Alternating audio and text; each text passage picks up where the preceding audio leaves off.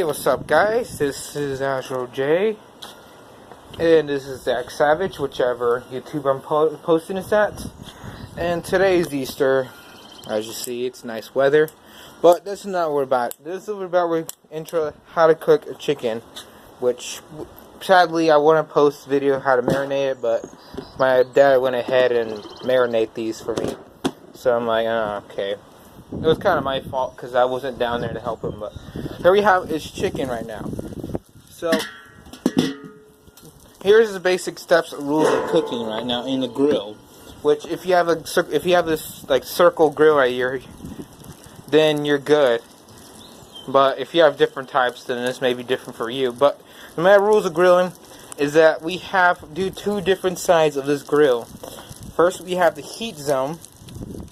And then we have the cool zone. So right now in the cool zone, we're cooking these chickens slowly because we want to make sure if they're cooking right or if something's missing, that we can go back and fix it and then place it back in there. So right now these chickens have been cooking for a little while, but yeah. I'm the one manning the grill, so basically my dad's gone to go pick up something at the store and pick up the briskets while I'm standing here babysitting these little chicken right here. But later on we'll be showing you how to make the sausages with no stress. Normally you just chunk sausages like that. You just chunk it in there and you burn it, and then the people you cook for are unsatisfied with the sausage. No, that's not how you do it. So later on we'll be showing you tutorials how to cook a sausages in a grill with no stress. But for once my dad gets here, for now on this video I'm going to be his assistant, but I'll be showing tutorials how to cook. So I'm gonna cut this through here. I'm gonna fast forward. Okay, so they're not ready, but I'm gonna be talking about a few steps. What the reason why we have two different zones? Well, you already know the heat zone and cool zone, but they're both different. They're not like you could just chunk them everywhere you want in steak. No. For this one, it's like cooking for vegetables. This is all cool zone because you can stick my hand real close and I can't even get burned or nothing. If I can stick my hand here, it gets painful and you. That's why we have these special gloves. You bought them from H-E-B, but these are different type of gloves. These are for barbecuing, or grilling, whichever. These are your magic hand tools that we call them, actually. My dad relies on them a lot, but they're also for me to use also. So we have two different zones right now that we have right now. So this is for cooking squash or tomatoes or anything, jalapeno poppers. And this is for the heavy zone, where if you want to cook steak, fajitas and all that, then you have to throw them in a heat zone. But if you throw any food in the heat zone, you have to stand out here and keep a good eye on the meat. Because if you just throw them like that and then you go do something else, and like 5 minutes later you come back chicken fajitas, they're already burned. That's where the rules of grilling is. You always have to stand out here and watch on your food. You can't just stand out here, sit in your table and texting your phone, and then a few minutes later you flip out because you see smoke coming out and everything's burnt. The rules of grilling is you have to stand out here and grill. Nothing else. And you have to make time to grill.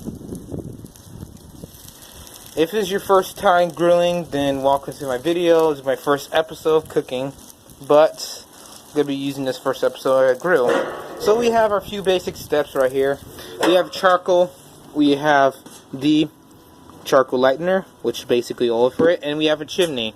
The rules of the chimney, how it goes, is you first fill this whole thing with charcoal, then pour this thing in there like that. Then you get a lighter and you light this whole thing up, so that way it'll catch on fire. And the reason why they call it chimney is similar as a chimney.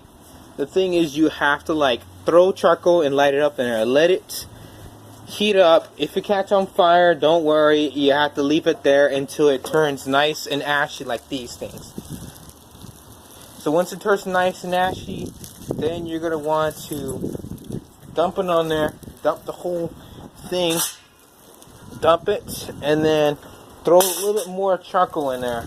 Once you throw a little bit more charcoal, then you just let it sit there and cook.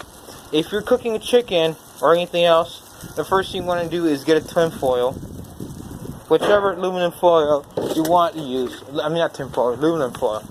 So you want to get aluminum foil, wrap it around, and then put your food in there.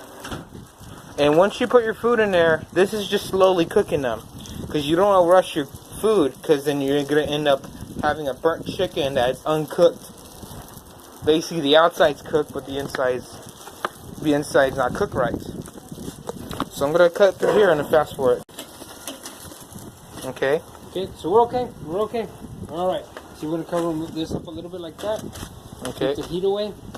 There's some brisket, some coals that should be over here. Barquettes. Called barquettes. All right.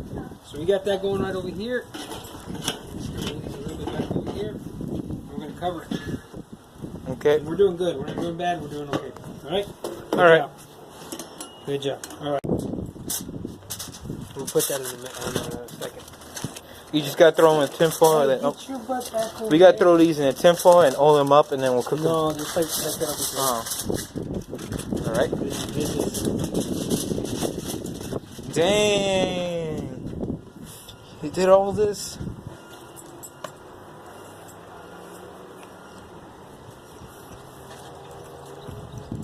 Get out of here. That's good. Hey, get your butt over there now.